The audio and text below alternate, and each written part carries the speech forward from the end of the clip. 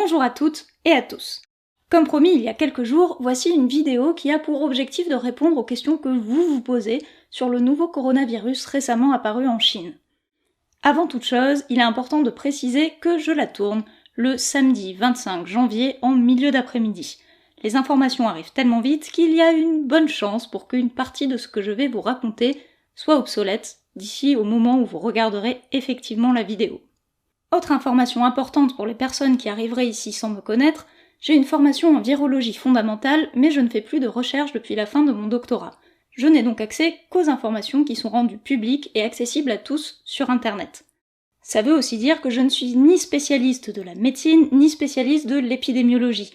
J'essaierai toujours d'être assez claire sur ce que je maîtrise vraiment et ce que je maîtrise moins quand je répondrai aux questions. Autre point important avant de rentrer dans le vif du sujet, les informations dont nous bénéficions aujourd'hui sont nombreuses, mais elles ne sont ni forcément fiables, ni forcément exhaustives. Il est donc possible que je me base sur des choses qui seront démenties plus tard. Je fais appel à votre indulgence, je n'y peux absolument rien. Si vous êtes journaliste et que vous envisagez d'utiliser des extraits de cette vidéo, je vous donne rendez-vous dans la description, elle contient un message spécialement à votre attention. Autre précision utile vu les standards habituels des vidéos YouTube aujourd'hui, ceci est un vlog sans prétention, il n'y aura pas de montage et plein d'illustrations, le but c'est juste de répondre assez simplement et rapidement aux questions que vous pouvez vous poser.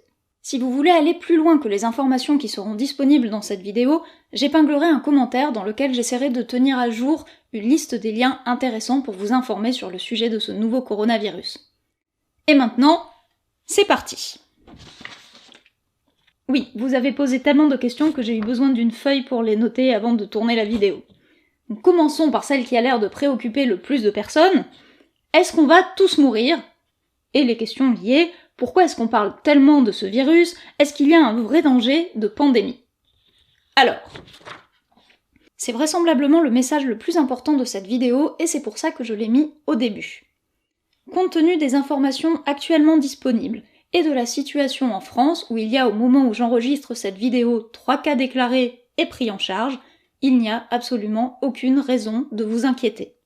En tout cas si vous habitez en France. Si vous habitez en Chine, clairement la situation est beaucoup plus compliquée et il y a une urgence sanitaire à gérer qui n'est pas évidente sur le terrain, mais en dehors de la Chine, il n'y a vraiment pour l'instant, et je le répète pour l'instant, aucune raison de s'inquiéter de ce virus. Oui, il va se multiplier et il va y avoir de plus en plus de cas en dehors de la Chine, mais ceux-ci pourront vraisemblablement être pris en charge efficacement et cela évitera que la pandémie prenne de l'ampleur. Petit point vocabulaire, on parle d'une pandémie à partir du moment où une maladie s'est développée sur au moins 2 continents. Là, nous avons des cas en Asie, en Europe et aux États-Unis, donc on pourrait parler de pandémie, ce n'est pas sémantiquement faux, mais comme les cas hors de Chine sont très ponctuels et vont vraisemblablement être pris en charge sans donner lieu à de nouvelles épidémies locales, c'est sans doute une appellation prématurée. Ceci dit, oui, on va tous mourir. Simplement pas à cause de ce virus et dans les semaines qui viennent. Pas besoin de paniquer, ça n'a rien de nouveau. Vous êtes plusieurs à m'avoir posé des questions sur la fiabilité des informations qui nous arrivent de Chine et sur les endroits où chercher des informations fiables, voir s'il y avait des organismes qui contrôlaient les informations diffusées et sur lesquelles vous pouvez vous appuyer. Globalement, les professionnels qui sont en contact avec les chercheurs et les autorités chinoises ont l'air de dire que la majorité des informations qui nous arrivent sont fiables. Pour replacer un peu la chronologie, l'épidémie a débuté en mois de décembre 2019 et elle a été déclarée dès le 31 décembre à l'OMS par les autorités sanitaires chinoises. Très vite, c'est-à-dire 12 jours plus tard, la séquence du génome du virus a été rendue publique et partagée sur Internet pour que tous les chercheurs puissent y avoir accès. C'est quand même un gros progrès en termes de transparence par rapport à l'épidémie de SRAS qui avait mis 3 mois à être déclarée à l'OMS. Ceci dit, il y a quand même pas mal d'experts qui pensent qu'il ne faut pas se fier à certaines informations qui arrivent de Chine, et notamment tout ce qui concerne l'épidémiologie de la maladie, c'est-à-dire le nombre de cas, la gravité des cas, les symptômes, et globalement la façon dont le virus se propage dans la population. C'est dommage, c'est exactement de ces informations qu'on aurait besoin maintenant pour continuer à faire progresser la connaissance de ce virus, mais a priori là-dessus, les spécialistes ont des réserves. Ensuite, sur la question d'où trouver des informations fiables, le mieux reste de regarder les sites des organismes de référence, comme l'OMS. Là aussi, je vous mets des liens dans le premier commentaire épinglé. Vous m'avez également posé toute une série de questions qui concernent les coronavirus en général, donc on va commencer par le commencement. Qu'est-ce qu'un coronavirus?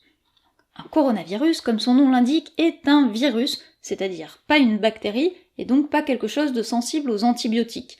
Les coronavirus tirent leur nom de leur aspect en microscopie, parce que l'extérieur de la particule virale ressemble un peu à une espèce de couronne. Normalement, je vais vous mettre une illustration à ce moment-là.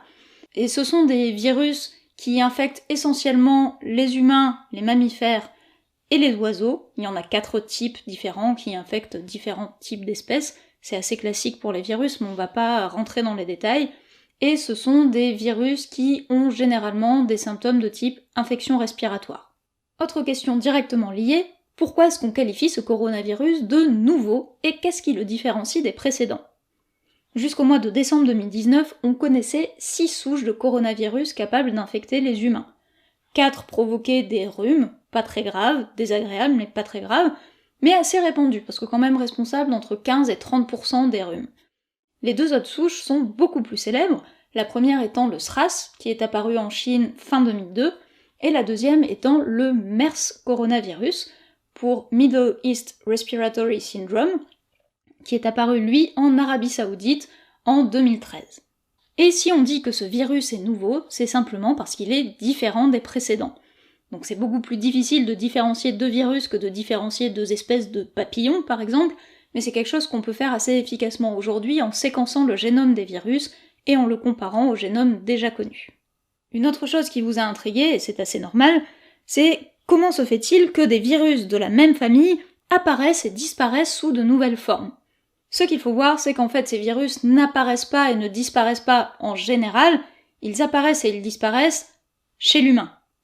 Nous sommes loin d'être la seule espèce que peuvent infecter les coronavirus, comme je vous le disais tout à l'heure, ils infectent d'autres mammifères et certains oiseaux, donc le coronavirus évolue en permanence dans ces populations animales, et de temps en temps, il y en a qui passent à l'espèce humaine. C'est ce qui correspond à une apparition, parce que c'est le moment où on va commencer à s'y intéresser, mais en fait ils étaient déjà plus ou moins là avant sous une forme différente.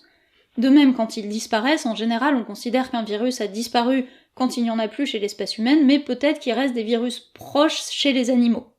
Globalement, cette dynamique d'apparition et de disparition de virus chez certaines espèces, c'est quelque chose d'absolument normal et qui a lieu en continu. C'est lié au fait que les virus évoluent en permanence, exactement comme toutes les autres entités biologiques, et qu'il apparaît donc de temps en temps des souches plus ou moins adaptées à certaines espèces, ou plus ou moins virulentes, qui provoquent des symptômes plus ou moins visibles. Rien de nouveau là-dedans. Il y en a également parmi vous qui m'ont demandé quel type de cellules infecte le nouveau coronavirus. Alors, pour l'instant, on n'en sait trop rien, on a identifié le récepteur, c'est-à-dire la protéine présente à la surface des cellules qui l'utilise comme clé pour pouvoir rentrer à l'intérieur et les infecter, qui est identique à celle qui était utilisée pour le SRAS. Donc, par analogie, on peut considérer qu'il infecte les mêmes types de cellules, qui sont globalement les mêmes types de cellules pour tous les coronavirus, donc pour ne pas vous dire n'importe quoi, je vais les lire. En l'occurrence, les cellules du système respiratoire, c'est assez logique vu les symptômes, du système digestif, d'ailleurs le SRAS et le MERS coronavirus provoquaient des diarrhées, que ne provoque pas le nouveau coronavirus, le système nerveux central, notamment les neurones, et le foie. Ça veut pas dire qu'il va rendre l'ensemble de ces tissus malades, mais ce sont globalement les types cellulaires dans lesquels les coronavirus sont capables de rentrer. Toujours dans la même idée, vous m'avez demandé d'où vient ce virus et est-ce qu'il peut infecter d'autres organismes que les humains.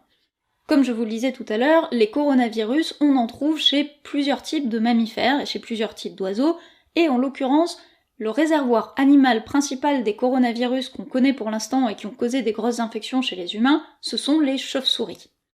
En fait, le scénario qui s'est passé pour le SRAS, puis pour le MERS coronavirus 10 ans plus tard, et qui est vraisemblablement le même que celui pour l'infection en cours, c'est qu'il y a un virus de chauve-souris qui est passé dans une autre espèce de mammifère. Donc pour le SRAS, c'était la civette, pour le MERS coronavirus, c'était les chameaux, pour le nouveau virus, on n'en sait rien à l'heure actuelle, et qui, de ce deuxième mammifère, est ensuite passé à l'être humain.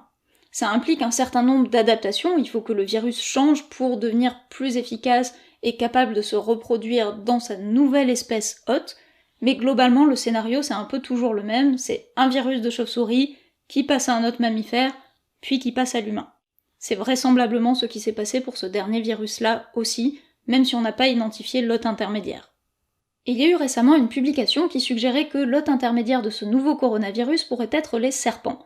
mais elle se basait sur une méthode qui n'est pas vraiment quelque chose de standard dans le domaine, et elle a été beaucoup critiquée par les chercheurs spécialistes, notamment parce qu'à l'heure actuelle, on ne connaît pas de coronavirus capable d'infecter des serpents, qui ne sont ni des mammifères, ni des oiseaux. Il est beaucoup plus probable que le virus soit passé par un autre mammifère qu'on ne connaît pas. Autre précision importante, cette transmission n'est pas due à la consommation de viande animale cuite, pour la simple et bonne raison que la chaleur détruit les coronavirus. Elle se fait par contact indirect, simplement en étant à proximité des animaux vivants. Il n'y a absolument pas besoin d'en consommer pour ça. Au contraire, s'ils sont cuits, ils ne peuvent plus transmettre le virus.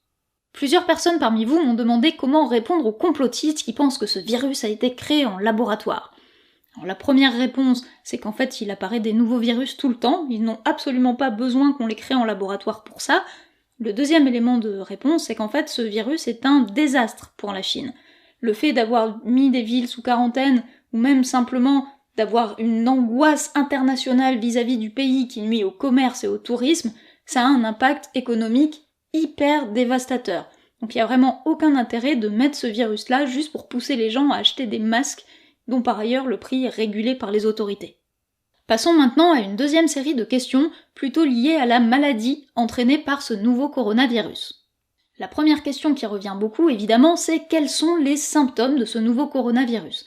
Eh bien, les symptômes principaux sont à peu près les mêmes que pour les coronavirus classiques et pour plein d'autres choses, à savoir une fièvre, le nez qui coule et d'autres symptômes de type rhume, des douleurs articulaires et des courbatures. Absolument rien de spécifique, donc, mais aussi absolument rien de grave.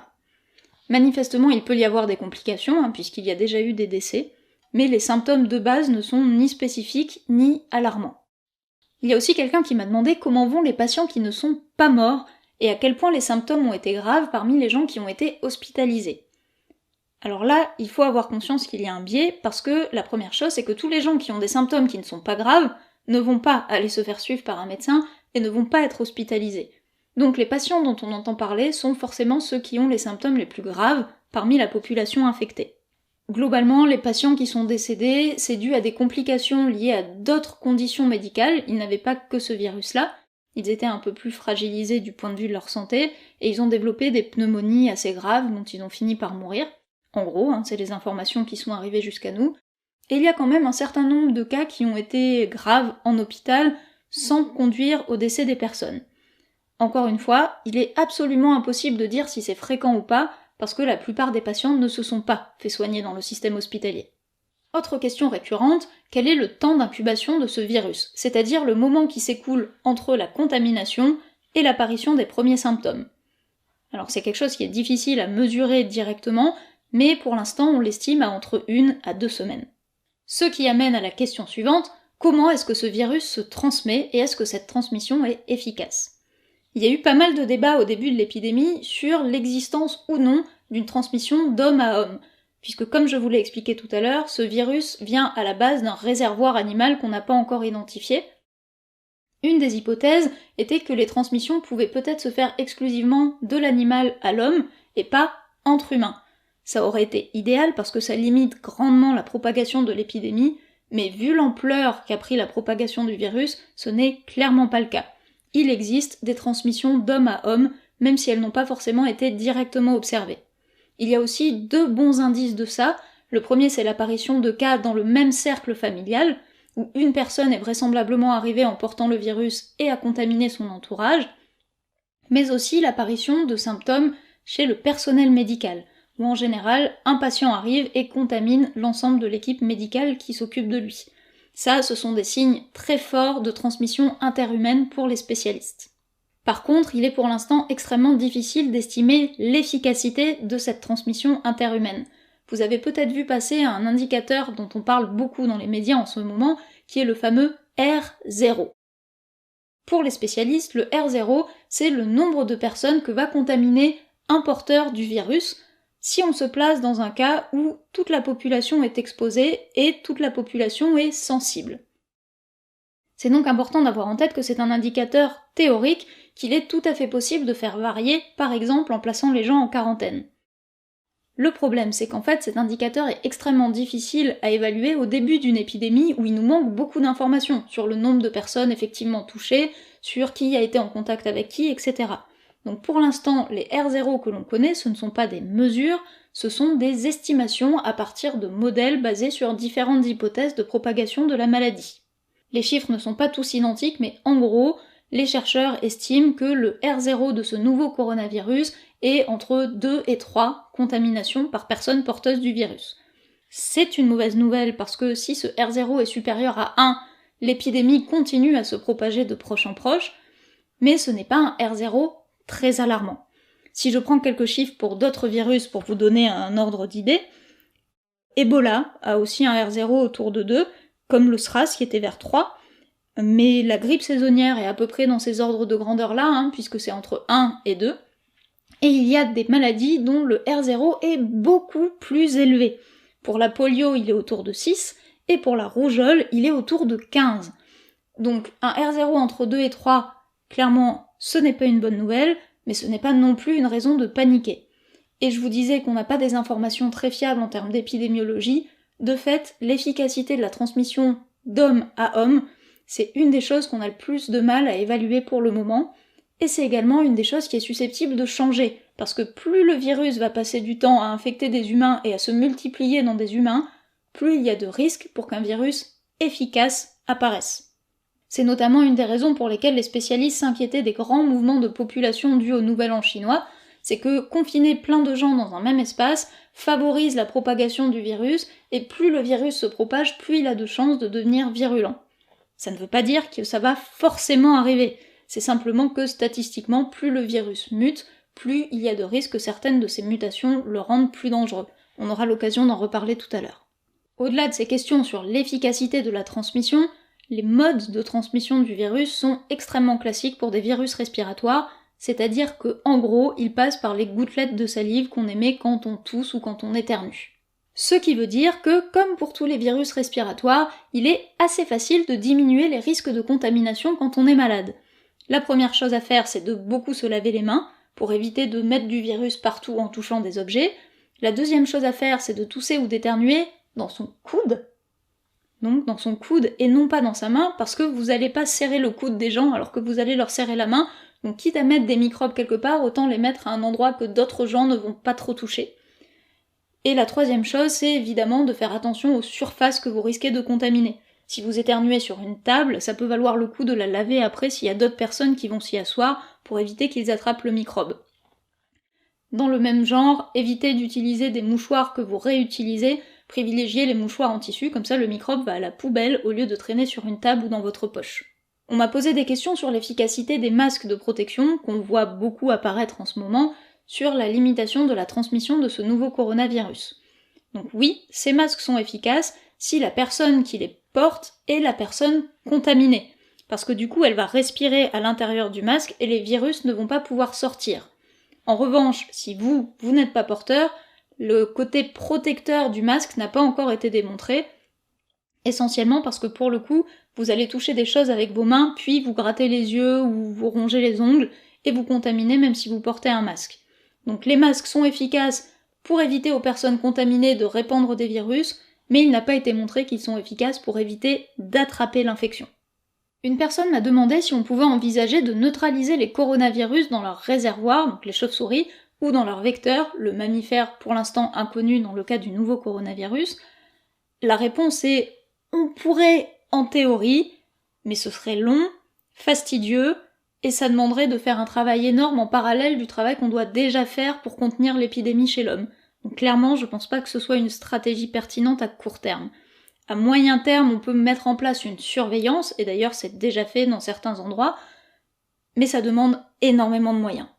Beaucoup de personnes m'ont demandé s'il fallait se méfier des colis qui arrivent de Chine. En fait, pour répondre à cette question, il faut savoir s'il y a des chances pour que du virus persiste dans ces colis, qui pourraient vous contaminer au moment où vous les ouvrez. On ne connaît pas, à l'heure actuelle, la résistance de ce virus en particulier dans le milieu extérieur, c'est-à-dire ailleurs qu'à l'intérieur d'un corps humain. Par contre, on connaît la résistance des autres coronavirus, et elle est globalement de quelques heures, peut-être quelques jours si vous êtes dans un milieu humide. Donc le temps que vos colis arrivent de Chine, normalement, vous n'avez plus aucun risque. Si vous voulez être sûr, vous avez qu'à laisser traîner votre colis chez vous 2 ou 3 jours de plus avant de l'ouvrir, Normalement, il n'y a aucune raison de vous inquiéter. Évidemment, tout ça dépend de ce que vous vous faites livrer depuis la Chine, mais j'imagine que vous n'avez pas commandé des animaux vivants sur internet, donc pas besoin de vous méfier des colis.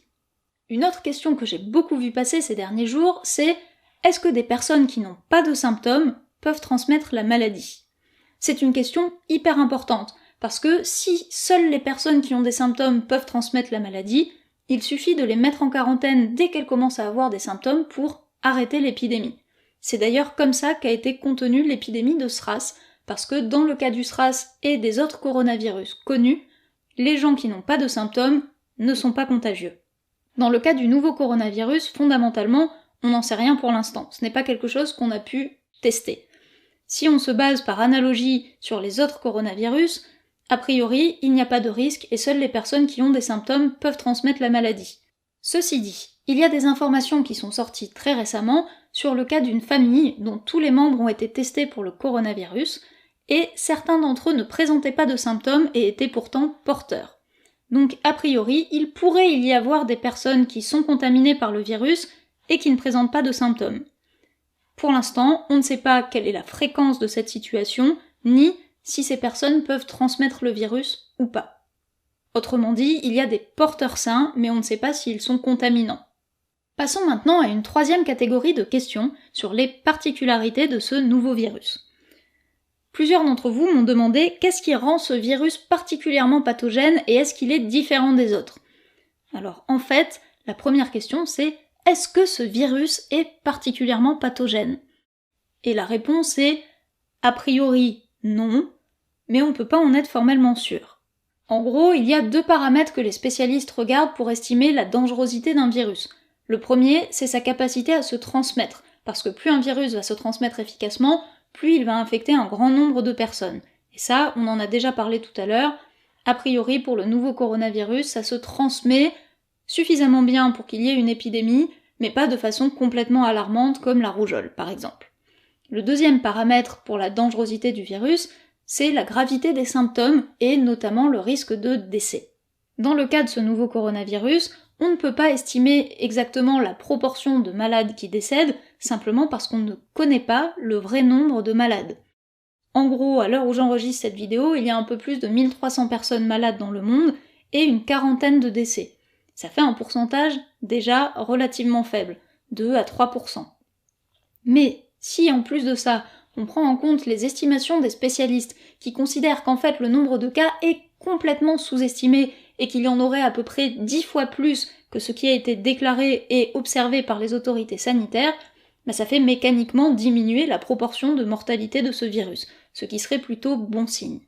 Si on compare le taux de mortalité estimé de ce nouveau coronavirus à ceux d'autres virus considérés comme dangereux, on a de bonnes raisons de relativiser, et c'est personnellement une des choses qui fait que cette épidémie ne me paraît pas très inquiétante pour l'instant. On est donc sur un taux de mortalité de l'ordre de quelques pourcents.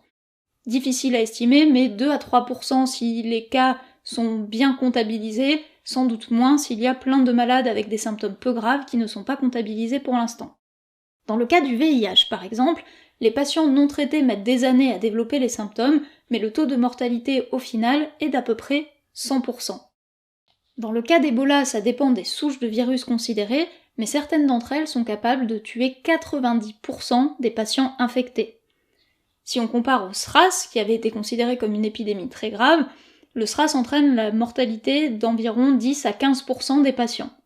Le MERS coronavirus, dont on a beaucoup moins parlé parce qu'il s'est moins répandu partout dans le globe, il a surtout touché le Moyen-Orient et la Corée du Sud, mais il continue à faire des infections, et ce MERS coronavirus a un taux de mortalité de 35%.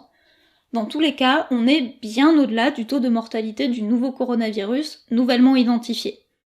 Encore une fois, il faut prendre des précautions vis-à-vis de ça, rien ne dit que le virus ne va pas muter pour devenir plus dangereux, et donc il faut évidemment continuer à le surveiller, mais par contre ce n'est pas la peine de s'inquiéter. La grippe fait chaque année plusieurs milliers de morts en France. Il est extrêmement peu probable que ce virus en fasse ne serait-ce que quelques dizaines. Une des choses qui a généré pas mal d'inquiétudes autour de ce virus, c'est sa possible proximité avec le SRAS. Et certains d'entre vous m'ont demandé à quel point ce virus est proche du SRAS et quelles sont les différences. Donc si vous avez entendu parler de proximité entre ce virus et celui du SRAS, c'est vraisemblablement dû aux analyses des génomes de ces deux virus. Effectivement, quand les chercheurs ont récupéré la séquence de ce nouveau coronavirus et qu'ils l'ont comparé à la séquence des coronavirus déjà connus, le coronavirus humain le plus proche était le SRAS, avec une proximité de 80% de génome. Sauf que 80% de génome, en fait, ce n'est pas énorme. C'est difficile de faire des comparaisons parce que l'organisation du génome des virus et l'organisation de notre génome à nous est très différente. Dans un génome de virus, 100% de la longueur code pour des gènes, alors que dans notre génome à nous, seuls 1 à 2% code pour des gènes. Mais nous avons plus de 90%, voire plus de 97% de proximité de génome avec les grands singes. Donc nous avons moins de différence avec les grands singes, qui sont clairement des animaux assez différents de nous, même s'il y a beaucoup de points communs, qu'il y a de différence entre le nouveau coronavirus et le SRAS. En plus de ça, la proportion de différence entre deux génomes viraux n'est pas un très bon indicateur des différences de symptômes et d'efficacité de propagation des épidémies, puisque parfois une seule modification sur l'ensemble de la taille du génome, qui fait à peu près 30 000 caractères dans le cas des coronavirus, donc qui est assez long pour un génome de virus, une seule modification peut suffire à rendre le virus capable d'infecter une nouvelle espèce. Donc c'est pas vraiment la quantité de proximité qui compte pour estimer si deux virus vont avoir la même conséquence quand ils vont infecter l'être humain. En tout cas, une proximité de 80%, c'est un meilleur indicateur pour les chercheurs qui vont essayer de comprendre ce virus que pour les médecins qui se préoccupent de la façon dont il va impacter l'espèce humaine. En l'occurrence, pour ce condensé, ce virus se transmet un peu moins efficacement que le SRAS et a un taux de mortalité beaucoup plus faible, en tout cas pour l'instant. Ce qui m'amène à une autre question que vous avez été assez nombreux à poser. Pourquoi est-ce qu'on s'inquiète de ce virus en particulier, alors qu'il y en a d'autres qui circulent déjà chez nous et qui font beaucoup plus de morts? C'est une très bonne question. Je pense qu'on n'a pas de raison de s'inquiéter en particulier de ce virus-là, si ce n'est parce qu'il est nouveau, et que du coup c'est important de surveiller la façon dont il évolue, parce qu'il n'est pas strictement impossible qu'il devienne plus grave. En tout cas, ça c'est ma réponse en tant que Française. Le cas des autorités sanitaires chinoises est évidemment différent, parce que le virus est déjà bien présent là-bas, et que s'il évolue pour devenir plus grave, cela peut avoir des conséquences désastreuses très rapidement. Mais dans notre cas à nous, il y a beaucoup de choses qui devraient nous préoccuper avant ce virus. Certains d'entre vous m'ont d'ailleurs demandé si l'organisation du système de santé chinois ou la présence de forts taux de pollution dans certaines villes chinoises pouvait jouer sur la façon dont se transmet et se développe le virus là-bas. Honnêtement, je n'en sais rien. Par contre, ce qui est sûr, c'est que depuis l'apparition du SRAS en 2002, justement, la Chine a développé un gros système de surveillance des nouvelles infections virales. Du coup, je ne sais pas s'ils sont bons pour les soigner, mais ils sont très bons pour les détecter, et c'est d'ailleurs pour ça qu'en quelques semaines, on a eu jusqu'à la séquence du génome de ce nouveau virus. Enfin, dernière question concernant les symptômes, vous m'avez demandé s'il y a des populations plus à risque que d'autres, et s'il existe des facteurs susceptibles d'aggraver la maladie. Ça fait partie des choses sur lesquelles il est difficile de se prononcer à ce stade de l'épidémie. On n'a pas une surveillance assez efficace pour pouvoir être certain de ce qu'on avance. Ceci dit, le virus a l'air de toucher beaucoup plus efficacement les hommes que les femmes. Dans les dernières estimations que j'ai pu voir, sur les malades, il y avait 75% d'hommes, en gros, et 25% de femmes au lieu de 50-50. Peut-être que c'est simplement lié à l'organisation de la société en Chine, où se trouve l'énorme majorité des cas, mais en tout cas, on observe une disparité de genre pour le moment. L'autre chose, c'est qu'il y a eu très peu de cas observés chez des enfants. Il y en a eu quelques-uns, mais vraiment très très rares. L'immense majorité des patients a au moins 25 ans, voire plus. Et globalement, les personnes qui sont décédées étaient des gens plutôt âgés, qui souffraient d'autres problèmes de santé, qui sont vraisemblablement venus aggraver les symptômes provoqués par le nouveau coronavirus. Passons maintenant à une série de questions un peu plus techniques sur la façon dont on diagnostique ce nouveau virus. Certains d'entre vous m'ont demandé comment faire pour être sûr que les patients ont bien eu le même virus et qu'ils ne souffrent pas de maladies différentes comme la grippe, par exemple. Comme je vous le disais tout à l'heure, c'est quelque chose d'extrêmement difficile à déterminer si on se base uniquement sur les symptômes, puisque les symptômes de ce nouveau coronavirus ne sont pas spécifiques du tout. En revanche, on peut avoir une meilleure idée de ce qui se passe si on fait des prélèvements. Je ne suis pas spécialiste, donc je ne rentrerai pas dans le détail de ce qu'on prélève ou pas chez les patients, mais on peut prendre facilement du sang ou récupérer des particules excrétées par quelqu'un qui éternue, par exemple. Une fois que les prélèvements sont amenés en laboratoire, on peut faire plusieurs choses dessus. La première, c'est de chercher des virus directement dans la circulation sanguine du patient, par exemple, et de voir si on arrive à en récupérer et en purifier. La deuxième chose, ça peut être de séquencer le génome du virus. C'est ce qui a été fait au début, donc la séquence a été rendue publique le 12 janvier, pour identifier un nouvel agent infectieux. Une fois qu'on connaît ce génome du nouveau virus, on peut aller le chercher chez les patients à partir des prélèvements. Pour ça, on utilise une technique spécifique qui s'appelle la PCR, ou réaction de polymérisation en chaîne, je vous mettrai un peu plus d'informations dans le commentaire épinglé, et qui permet d'amplifier des séquences spécifiques de génome. Donc quand on sait la séquence qu'on cherche, on met des produits qui permettent de détecter cette séquence et uniquement cette séquence-là, on les applique sur les échantillons prélevés depuis les patients, et on voit si ces patients contiennent à l'intérieur de leur organisme le génome du nouveau virus ou pas. S'ils contiennent le génome du nouveau virus, c'est que celui-ci les a infectés, sinon, c'est que leurs symptômes sont dus à autre chose. Et c'est globalement comme ça que fonctionnent les tests diagnostiques pour ce nouveau virus pour l'instant. Il y a toute une autre gamme de tests diagnostiques qui repose sur l'utilisation d'anticorps spécifiques de morceaux du nouveau virus, mais qui mettent beaucoup plus de temps à développer et qui, pour l'instant, ne sont pas encore opérationnels. La différence de facilité à mettre en œuvre les deux techniques vient du fait que, pour faire des PCR, on a besoin de réactifs qui peuvent être facilement synthétisés en laboratoire, alors que pour tout ce qui nécessite des anticorps, il faut faire produire des anticorps à des êtres vivants. On n'est pas capable de les synthétiser artificiellement pour l'instant. Donc c'est beaucoup plus long à mettre en place, et il faut ensuite tester la spécificité des anticorps pour être sûr qu'ils ne reconnaissent que les morceaux du virus qui nous intéressent. Là aussi, c'est quelque chose qui est beaucoup plus long à faire que de tester les réactifs qu'on utilise pour une PCR. Donc pour l'instant, tous les tests de diagnostic reposent sur cette technique-là.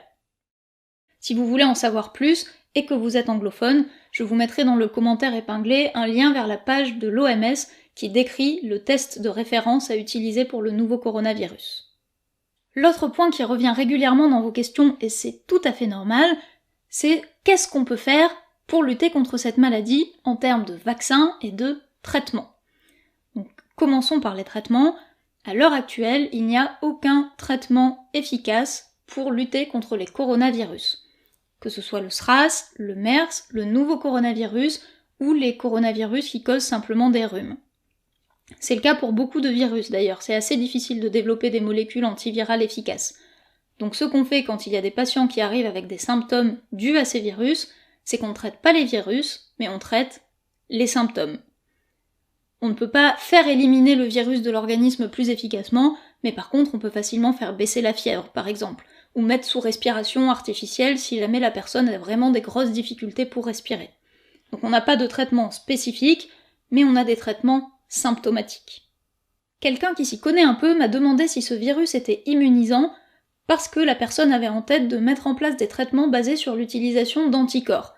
C'est quelque chose qui commence à se faire pour certaines maladies pour lesquelles on n'arrive pas à avoir d'autres traitements, mais globalement, c'est assez long et assez coûteux à mettre en place. A priori, le virus a l'air d'être immunisant, j'ai vu passer des informations sur des anticorps détectés chez des patients, mais je suis pas sûre qu'on en sache assez pour vraiment se prononcer là-dessus, et de toute façon, ça mettrait beaucoup de temps à être mis en place. Et c'est exactement le même problème pour les vaccins, d'ailleurs. C'est très très long de faire un nouveau vaccin et à l'heure actuelle, il n'existe pas de vaccin efficace contre les coronavirus, quel qu'il soit. Le délai habituel de création et de test et de mise en place d'un nouveau vaccin, ça se compte en années. Le plus rapide qui a eu lieu pour l'instant, c'était dans le cadre d'une épidémie d'Ebola où les scientifiques ont réussi à créer, tester et mettre en place sur le terrain un nouveau vaccin en seulement quelques mois. Mais c'est un cas unique pour l'instant où il y a eu beaucoup de facteurs aléatoires qui se sont mis en place comme il fallait au moment où il fallait. Rien ne dit qu'on arrivera à le refaire aussi vite. D'ailleurs, on a déjà eu des cas d'épidémie où des vaccins avaient commencé à être développés en laboratoire et ils n'ont jamais pu être testés sur le terrain parce que l'épidémie s'était terminée avant que le vaccin soit mis en place. Et c'est assez normal que ça prenne du temps, on va pas injecter à plein de gens un produit qu'on n'a pas vérifié. Quand on crée un nouveau vaccin, d'abord il faut vérifier qu'il soit efficace chez les animaux, ensuite il faut vérifier qu'il soit non toxique chez les êtres humains, et enfin seulement qu'il soit efficace contre l'agent contre lequel on essaye de protéger. Indépendamment de la conception qu'il y a avant de faire tous ces tests, ça prend déjà un certain temps. Bref, même si on arrive au bout du compte à créer un vaccin contre ce nouveau coronavirus, ce n'est clairement pas une chose sur laquelle on peut compter à court terme. J'ai pas mal parlé en début de vidéo, et vous avez sans doute entendu parler de ça dans les médias aussi, de mutation et d'adaptation de ce nouveau virus. Donc on va refaire un petit point là-dessus à partir de vos questions, à commencer par la première, qu'est-ce qu'une mutation ? Pour répondre à qu'est-ce qu'une mutation, en fait il faut d'abord savoir ce qu'est un génome. Un génome, en gros, c'est un truc que possèdent tous les êtres vivants, qui correspond à une série d'informations les concernant, et qui se présente sous la forme d'une molécule qu'on dit d'acide nucléique, la plus connue étant l'ADN, mais il en existe un autre type, l'ARN, qui ressemble un peu, et qui est celle qu'on trouve chez les coronavirus. L'information contenue dans ces molécules d'acide nucléique, en gros, on peut l'assimiler à une séquence de caractères, parmi lesquels on trouve 4 lettres. A, T, C et G. Je vous mets un lien vers une vidéo à moi où j'explique un peu plus les détails de tout ça si ça vous intéresse, mais en gros, considérez qu'un génome c'est une suite de lettres composée uniquement des lettres A, T, C et G. Tous les êtres en ont, y compris les virus, et le nouveau coronavirus qui nous intéresse. Une mutation, c'est un changement d'une ou plusieurs des lettres de l'information d'un génome. Il y a plein de raisons pour lesquelles des mutations apparaissent. Les agents mutagènes, dont les UV du soleil, pas besoin d'aller jusqu'aux molécules chimiques, nous sommes tous confrontés à des agents mutagènes tous les jours, mais ce n'est pas grave parce qu'il y a dans nos cellules des systèmes de réparation de ces mutations. Dans le cas des virus, c'est un peu plus compliqué. En l'occurrence, pour qu'un virus se multiplie, à chaque fois qu'il veut fabriquer une nouvelle copie, il faut qu'il recopie aussi son génome. Et ce simple processus de copie génère des erreurs, c'est-à-dire des mutations. C'est le cas dans nos cellules quand elles se divisent, mais pour les virus, ça veut dire que chaque nouveau virus que produit un patient malade va avoir de nouvelles mutations. Pour les virus ARN, on considère en général qu'il y a 1 ou 2 mutations dans chaque nouveau virus produit par un patient. C'est pour ça qu'on a toujours un peu peur de leur évolution, c'est parce que quand ils changent énormément de façon aléatoire, il y a toujours un risque pour que un de ces changements les rende plus agressifs. Mais c'est un risque, pas une certitude. Peut-être que ça n'arrivera jamais. Quelqu'un m'avait d'ailleurs demandé combien de temps met un virus pour muter et pour devenir mortel. Il n'y a pas de réponse générique à cette question.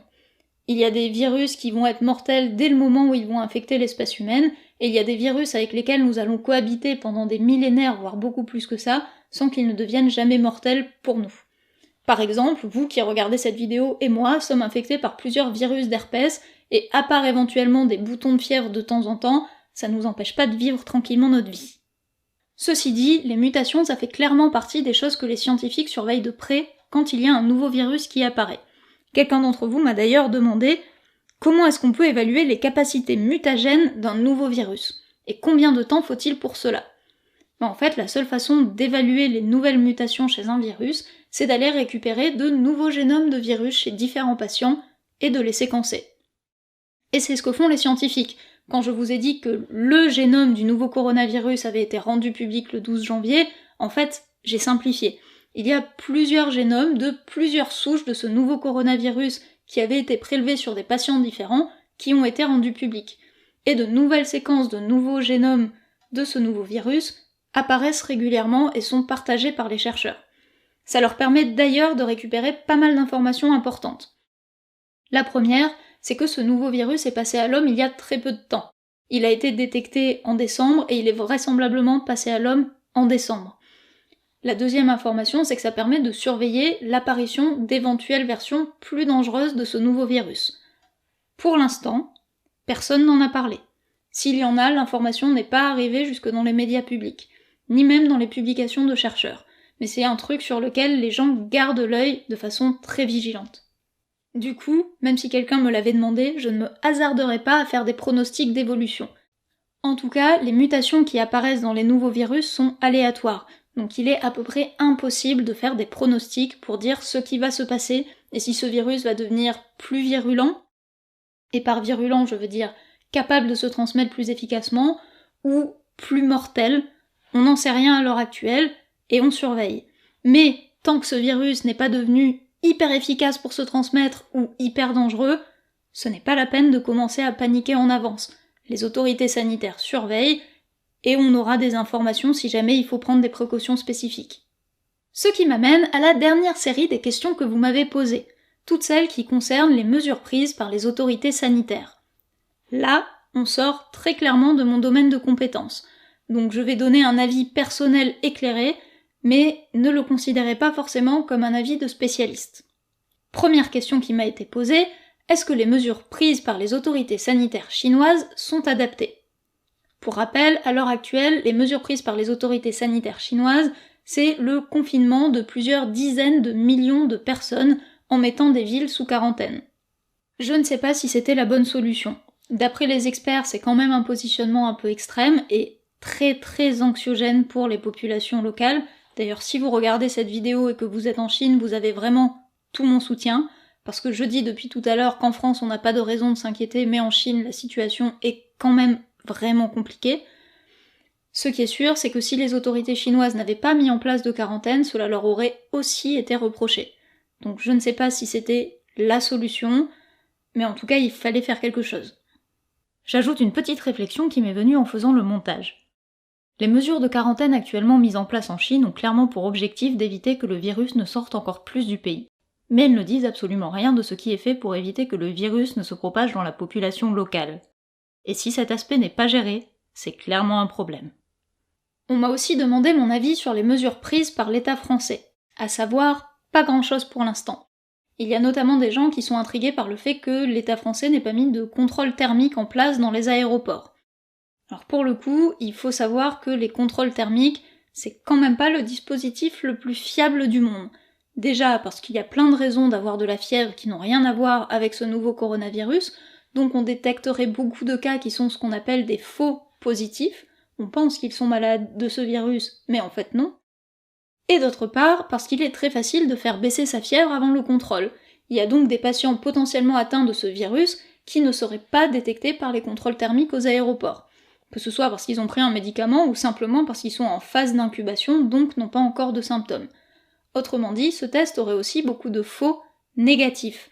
Des gens qu'on considère comme non infectés par le virus alors qu'ils le sont. Bref, c'est un outil de prévention qui permet potentiellement de détecter des cas, mais qui en laisse passer certains et qui en surdétecte d'autres. Donc ce n'est pas une solution idéale et je peux comprendre qu'elle n'ait pas forcément été mise en place pour l'instant. On m'a également demandé quelles sont les recommandations actuelles en France pour les personnes malades, pour les citoyens lambda ou pour les voyageurs. Là-dessus, comme il y a des chances pour que ça évolue très rapidement après la sortie de cette vidéo, le mieux à faire est encore d'aller consulter les liens que je vais vous épingler dans le premier commentaire. Ceci dit, si vous vous sentez pas bien et que vous avez peur d'avoir attrapé le coronavirus, rassurez-vous, si vous êtes en France ou même en Europe ou en Amérique du Nord, globalement n'importe où sauf en Chine à l'heure actuelle, il y a énormément plus de chances pour que vous ayez la grippe ou quelque chose d'approchant plutôt que ce nouveau coronavirus. Donc ne paniquez pas, si vous avez besoin d'être rassuré, appelez le 15, ils vous feront passer un entretien pour voir si vous êtes à risque ou pas, concrètement pour savoir si vous êtes allé en Chine ou si vous avez été en contact avec quelqu'un qui revenait de Chine. Et si jamais c'est le cas et qu'il y a un risque que vous ayez le nouveau virus, vous serez amené en ambulance dans un secteur hospitalier où on pourra faire des tests de diagnostic, dont je vous parlais tout à l'heure. Et si jamais vous avez ce nouveau virus, vous serez gardé sous surveillance et en isolement le temps que ça passe, et a priori, ça devrait passer. On m'a demandé s'il y a des populations spécifiques à surveiller à l'heure actuelle par rapport à cette épidémie qui commence à arriver jusqu'à nous. La réponse est évidemment oui. Les personnes à risque à l'heure actuelle sont uniquement celles qui reviennent tout juste d'un voyage en Chine, ce qui ne veut pas dire toutes les personnes au faciès vaguement asiatiques que vous allez croiser dans la rue. On n'a pas vraiment besoin de rajouter un problème de racisme à ces problèmes d'épidémie. Et sinon, pour les personnes en France qui ont été en contact avec des gens qui reviennent de Chine, comme je le disais tout à l'heure, toutes les personnes qui sont décédées de la maladie pour l'instant étaient des personnes qui avaient déjà d'autres problèmes médicaux. Donc si vous avez des facteurs aggravants, évidemment il faut faire plus attention, mais tout comme il faut faire plus attention pour la grippe, et j'espère que vous vous êtes fait vacciner.